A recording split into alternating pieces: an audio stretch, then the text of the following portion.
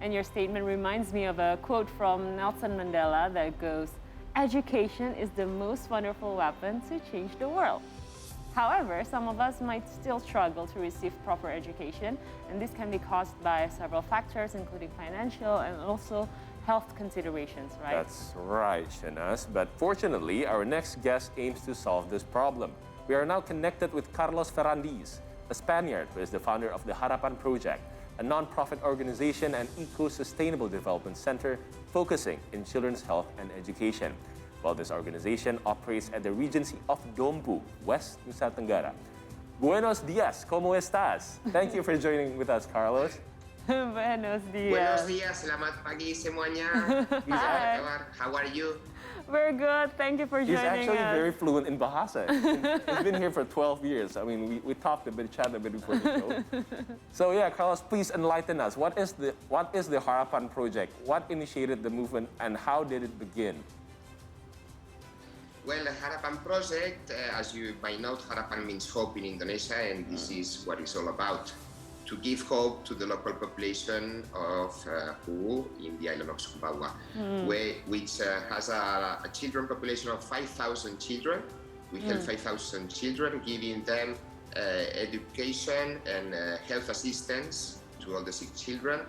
And how is it started? So I used to be a lawyer in PricewaterhouseCoopers Barcelona.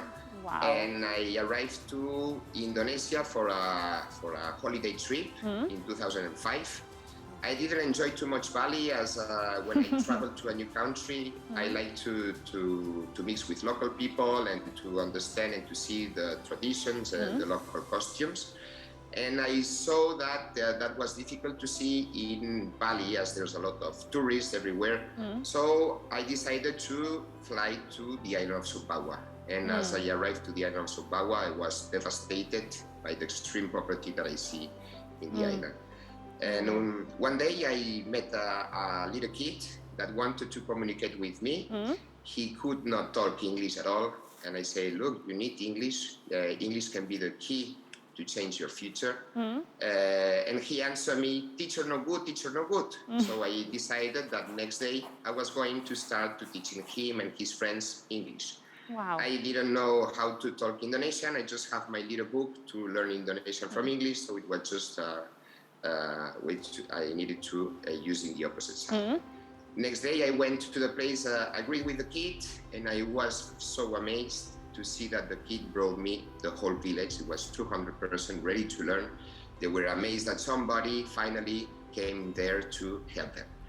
At that moment, I understood the need of these people, and I realized and I felt that I needed to change my life to help them, because if I was not the one who would do it, maybe nobody else will never do it. That is very admirable of you. And to be a lawyer in Barcelona, and then you established this Harapan project. So tell me more about the beginning of the project. You said you came here in 2005, but when was the project really established here? So after 2005, well, I was here for just 1 month. I came back to Spain to my work as a lawyer. And I realized something had changed inside my heart. Since I was a little kid, my parents taught me the importance to help the most disadvantaged people. And they taught me that when you are helping somebody, at the end, you are helping yourself. Yes, you feel better. That's true. And the most important thing, you become a better person. I believe we are in this world this life is like a school to become a better person. And I am sure we can achieve this by helping the most needy ones. So when I was in Spain, I came back to Spain in my job as a lawyer. I decided to start designing the project, constituting my NGO, and I was coming back every year to understand the needs of the local population, and also to meet the local government and all the authorities to establish the licenses and all the documents necessary to be able to start Harapan project. So in 2010, when everything was set up, I decided to quit my job, to sell everything that I had in Spain, and to come here to Indonesia, the country that I most love in this world. And I have been living here for 12 years. And I will not be back. I will not come back to Spain. Now I feel Indonesia is my country, and you are my family. So thank you so much, Indonesia. I love you so much. Thank you for coming here. Well, it's 2022 now, Carlos. So the project has been running for like 12 years, and you told us you've helped over 5,000 children. Has the government provided any assistance along the way for you to grab that a lot of people, a lot of kids? During these last years, I have been awarded with several awards. One of the most important one was the award of the Hero of Indonesia 2018 by the Ibu Retno, the Minister of Foreign Affairs. I got support from the Embassy of Indonesia in Madrid, and the affection and the love, not only from the Indonesian government and also by the entire population of Indonesia and all the authorities is amazing. So it has been hard at the beginning. It's normal. At the end, you can, when you arrive, it would be the same for me. If somebody comes to me and say, "Hey, I am a good man, I want to help you. I don't know you. We need some time to get the trust of people." Yeah. And so at the end, it needs a lot of proofs, a lot of work, and a lot of time. But now I can tell you that I feel this amazing love that Indonesia gives to me. They really appreciate what I am doing, because my life is not easy. Yeah. I live in the middle of the jungle.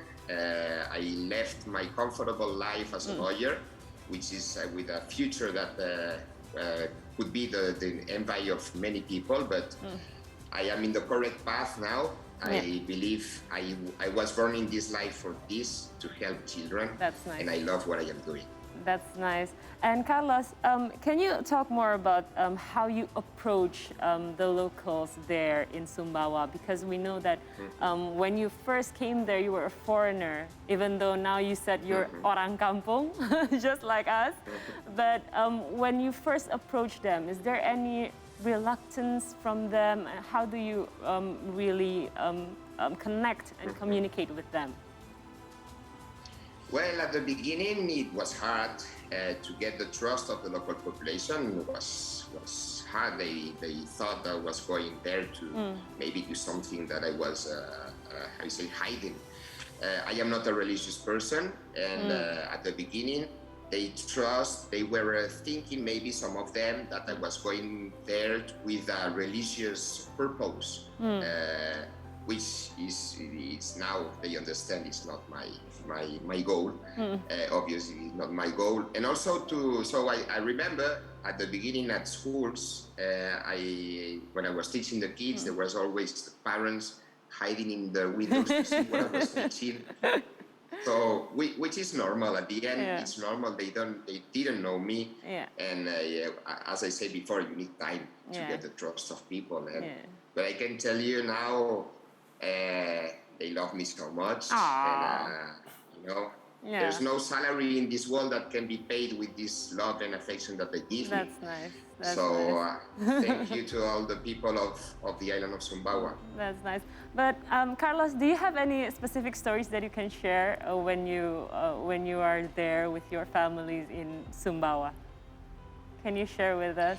Well, yes, like my life is not easy. Like when you are talking about schools, everything is fun, everything is smiles, but the tough work is medical assistance of the kids, of the sick children.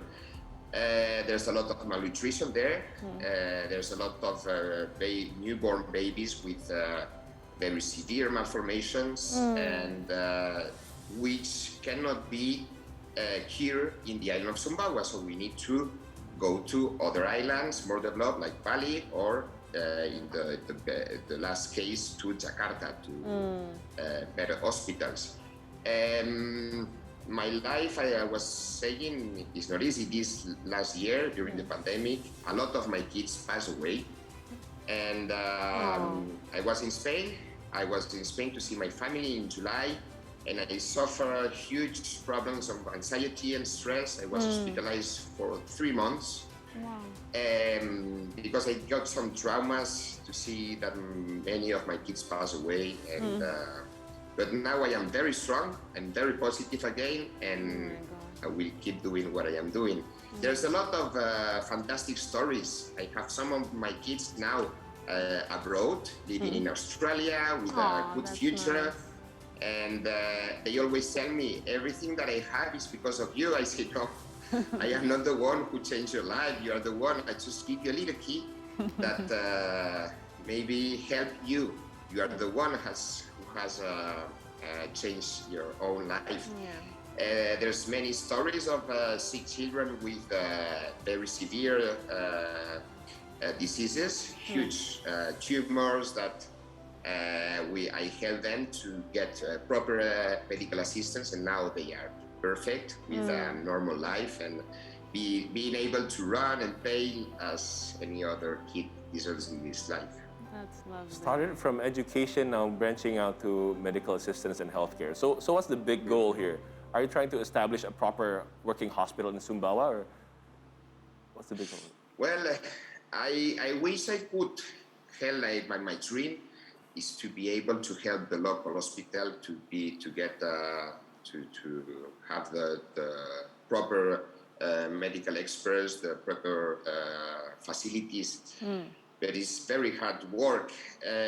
So yes, at the end, now I am creating a new program. It's a School of Organic Gardening to focus on the nutrition and education of new plantations that the local population can achieve, so they can increase. They can they can get a better nutrition. So many of the diseases that they have will disappear. And so at the end now, what I am doing is, yes, my dream is to help not only the kids of Sumbawa. I wish I could help all the kids in all Indonesia. What I am doing now is helping sick children by giving them health assistance, paying everything they need to bring them to other islands. And yes, my dream will be to help the local hospital to get proper facilities as we can have in Jakarta or in Bali.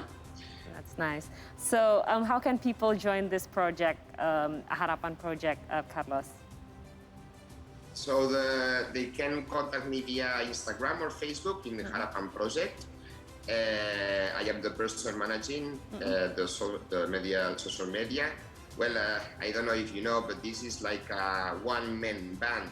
I am the person looking for funds. I am the person teaching the kids. Now I have 3 members of my staff that they help me teaching. I am the person bringing the kids in the hospital. So we need a lot of help, not only donation. Like it has been very hard during pandemic to get the donation, as a big part of our funds come from fundraising events. And during the pandemic, it was impossible to organize fundraising events in Spain. But not only we need, obviously, economical help, but also volunteerial, material. So anybody that wants to help, please contact me in our Instagram or Facebook, Harapan Project, and I will answer directly. Do you also accept volunteers if we want to go there and help with the project?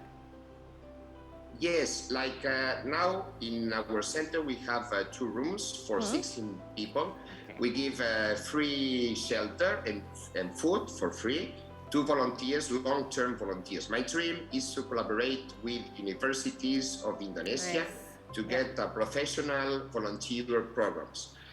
So they can send us students of last years of university to help us by becoming part of our members. So also, I don't have contacts in universities in Indonesia. Maybe here there's some people related to universities in Indonesia. I want to create this program because we have the center ready to receive long-term volunteers, and everybody's welcome to come to help us. So, Carlos, one last question. What is your hope or your harapan for the Harapan project? Do you want it to spread all across Indonesia, helping communities at disadvantages, or what's the big goal here? My hope is that children in Indonesia, especially in remote places in Indonesia, they can have the same opportunities as any kid in the big cities of Indonesia, and also in European countries as mine, Spain, has. My hope that one of my kids can become the president of Indonesia, become a great doctor, a great lawyer, and yes, I don't know. My goal is this to give them hope. Harapan. Give them hope. Thank you so much. As you this morning, you have give us so many hopes for the future of Indonesian children. Thank you, Carlos, for joining us. Thank you for this talk. Thank you to you, and thank you to Indonesia that I love so much. Thank you for coming here. Thanks, Wow. Carlos. Stay safe. All right.